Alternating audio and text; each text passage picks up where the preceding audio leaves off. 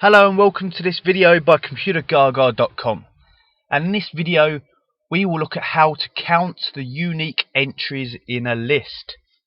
So I've got a list of delegates for courses on my screen at the moment, and we don't want to use the traditional count, or in fact in this case the count A function to count all non-blank cells, because that will just count how many attendances we have, which would be 7.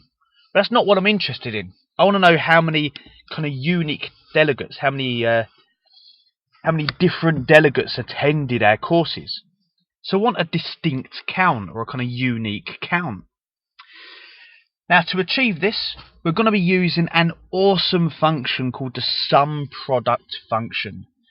If you're new to this function, just start Googling uses of SUMPRODUCT. Now look around the Computergaga website as well. It comes to our rescue so many times. There are so many fantastic uses of it. It really is something incredible. What we're going to use it for, as mentioned, is to count the unique entries here, of which we're expecting the answer to be 4. We've got Bill, Belle, Mickey, and Minnie.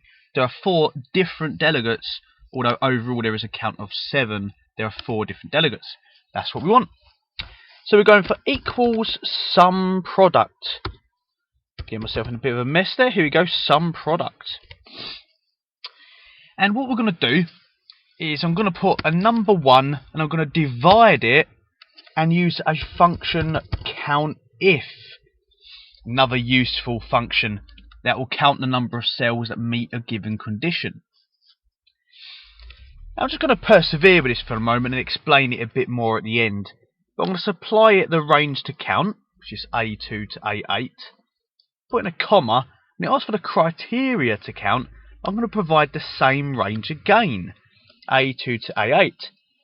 Closing bracket for COUNTIF, closing bracket for SUMPRODUCT, and we get the answer of 4, which is what we're after. So that's the formula we need. Now to try and provide a bit of explanation to it, which is going to be awkward. I don't know if this is going to help much or not. It's a bit of a strange one to get our head around. But I'm going to double click on the cell with the formula in. I'm going to select only the COUNTIF element for the moment. And I'm going to use my F9 key on my keyboard to calculate that part of our formula. So this is what COUNTIF is doing. It's looking at the first entry, Bill, and is saying that Bill occurs 3 times. Then it will look at Belle, so that Belle occurs twice. Look at Mickey, so they appear once, and so on. So we've got a 3, a 2, a 1. You know, Bill's 3 times, Mickey's once, Bill's 3, Belle's 2. Now when we add the 1 divided by bit, it's going to, do 1 divided by 3. You get like 0.33. 1 divided by 2, that's 0.5. 1 divided by 1, that's 1. Now if I press F9, I get that. This looks like a mess, but if you added all that up, you would get 4. So what we've got here is whatever number of occurrences they have, by dividing it by 1, we know that the total will become 1. I said this is going to be awkward to get our head around.